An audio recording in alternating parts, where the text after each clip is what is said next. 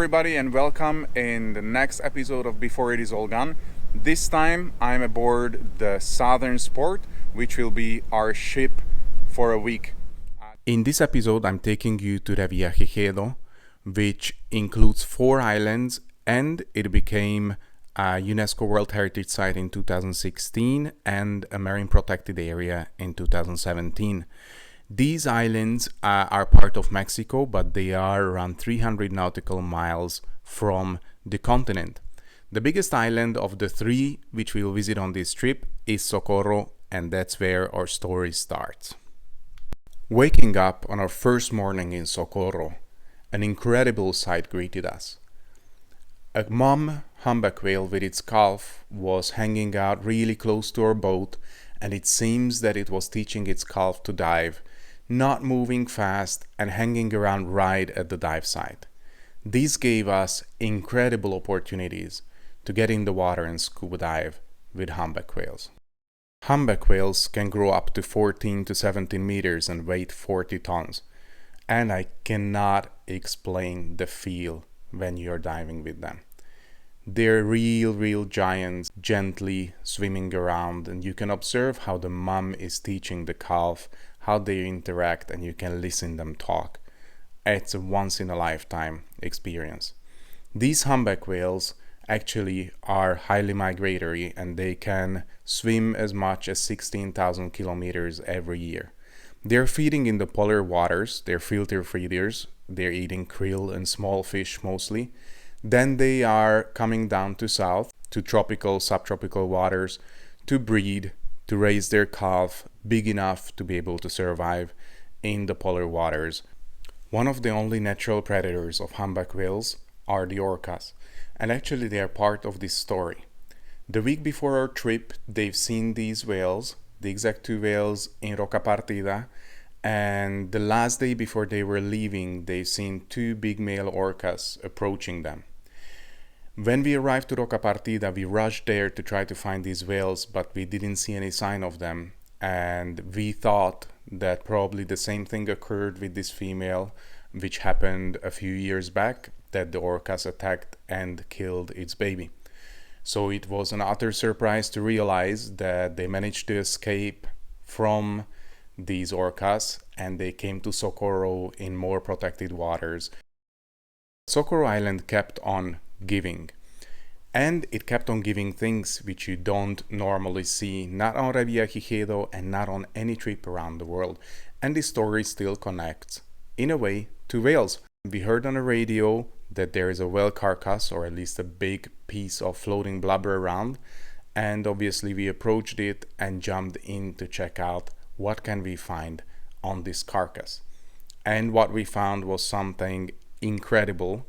4 big tiger sharks circling below it, and 1 big female approaching the blubber multiple times, getting really close to us in this process, and eventually deciding to feed on this whale blubber even though we were around. These tiger sharks are the second biggest predatory shark after the great white sharks, and they have a really bad reputation, and honestly, understandably, even though accidents with sharks and even with tiger sharks happen very rarely, they are one of the most feared sharks amongst divers. And this is because tiger sharks can practically eat, attack and bite anything they decide to.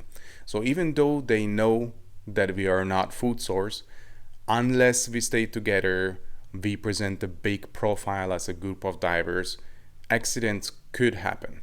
So we were extremely careful, we jumped in together, we stayed together most of the times, except when the tiger shark actually came in to take a good bite of the blubber. Then I left the group of divers and got a little bit close. Now you can see this footage has Eric, a professional underwater videographer, with his huge camera getting really close to that shark. I tried to stay out of his way, and this might be a good thing because I believe his incredible footage will appear soon in some documentaries, either BBC or National Geographic.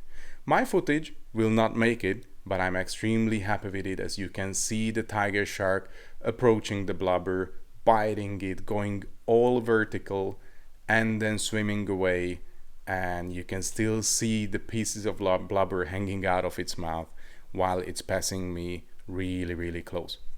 Incredible, little bit intimidating experience, but again, this shows that you can jump in the middle of the blue with feeding sharks, even if they are tiger sharks.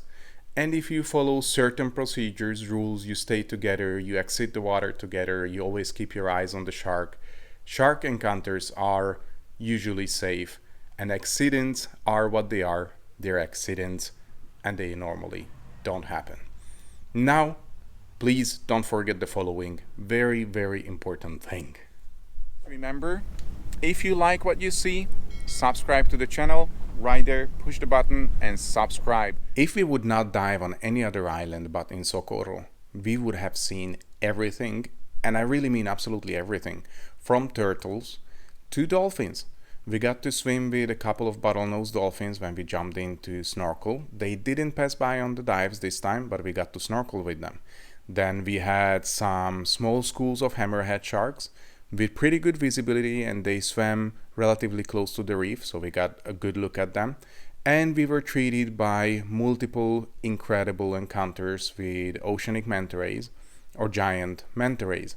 And the unique thing with the encounters here on Socorro Island was that we got to observe them cleaning. They come by and swim really close and play with you on other dive sites, but here on Socorro, they've been cleaned by the clarion angelfish. You can see those orangey colorful fish around and behind the manta ray. The manta rays come into the reef, they stop swimming, they just hover around while the reef fish approach and feed off the parasites, and with that effectively cleaning the manta ray. When the manta ray had enough, it just swims away, and the reef fish return to the reef, waiting for the next manta ray to be cleaned. We had multiple manta rays, and they swam really close to us, and they just hovered there, stopped, and waited for the fish to clean them. The next island we visited and we would like to talk about is San Benedicto. This island is where the volcanic origin is the most obvious because of the cone shape the volcano has, the slopes with the ash on it, and the lava flows. This also means that sometimes when the weather is rough, the visibility can be low due to this ash, which happened with us on our last day. However, visibility apart, we had probably the best shark encounters overall, and also manta ray encounters here in Benedicto.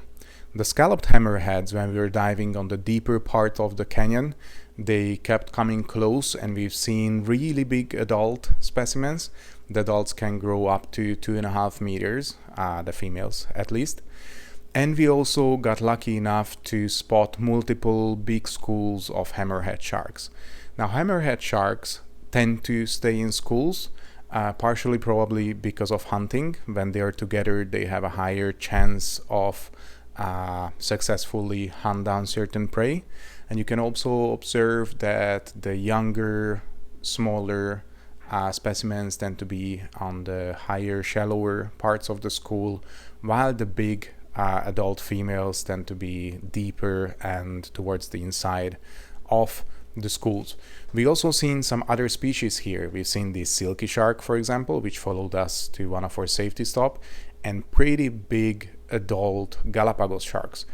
These sharks are definitely the second biggest sharks we've seen after the tiger sharks, and they also shown some very interesting behavior here in San Benedicto. We could see them cleaning themselves on the sandy bottom, which was already cool enough, but then this happened, which I never seen or heard before, that a Galapagos shark was sneaking up on a giant manta ray. I was afraid that it would try to bite it, and then eventually just swam over it and tried to rub itself to the back of the manta ray, seemingly doing the same behavior as on the sand, probably trying to clean itself. It's an interesting comparison because this is a big shark, so that gives you a good idea how truly big these oceanic manta rays are. They can grow up to 7 meters in wingspan, although normally they are 4 to 5 meters, and they can weigh a good 3 tons. They're truly enormous. And here they like to come close and playing with our bubbles. That's what you've seen before. So it's very easy to have a manta ray swimming over you while you're just turning upside down.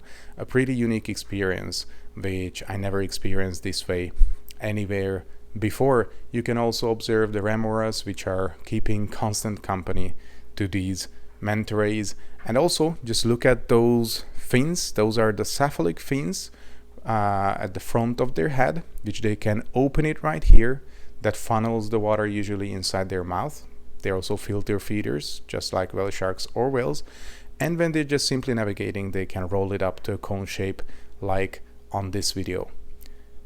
We had our very last dive here in San Benedicto in the canyon, where visibility was low, but at the end of the dive we managed to get to a shark cleaning station which had a lot of activity on. We had silver tip sharks all over, and thanks to the current they were literally blown into the divers, so we got really close passes of the sharks, which normally you don't have without bait in the water, so it was already great. And then we also had a couple of big Galapagos sharks mixed into the silver tips, which passed by sometimes really close.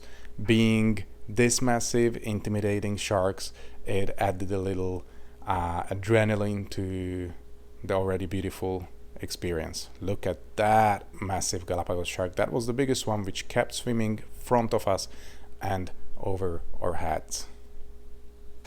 Last but not least, the third island which I want to talk about is Roca Partida, which is not even really an island. It's just a small rock which looks like split at the surface sticking out of the water. How small it looks at the surface, that's how big it feels underwater. It's just a massive wall with fish all over it, which we can dive around. And the sheer amount of fish which normally surrounds this rock makes it an incredible dive. And obviously then you have the sharks and other species of animals mixed into these big schools of fish. This place also famous about the white tip reef sharks. The day we were here, because of the currents, most of these sharks were free swimming and not found on the ledges sleeping, how normally you find them. But in exchange, in a big school exactly at the spot where the strong current was hitting the rock. So we spent most of our dives right there, just playing around the white tip reef sharks. Just look at the amount of sharks there, it's actually incredible. Now these guys are silver tip sharks, and we managed to find a cleaning station especially for silver tip sharks on our very last dive, which was almost at sunset, and we had 10-12 silver tip sharks just swimming by. I actually ended up close to the cleaning station, trying to not to breathe until the sharks got accustomed to my presence, and then they kept swimming really close to me. And obviously no dive on Roca Partida would be complete without the massive yellowfin tunas. We didn't have as many as usually, but we got a couple of good passes. And of course, no dive site in Revillagigedo would be complete without the beautiful and ever-present oceanic manta rays. Thank you very much for watching this video. If you liked it, please don't forget to subscribe to the channel, like it, share it, and comment. Thank you very much, and see you soon.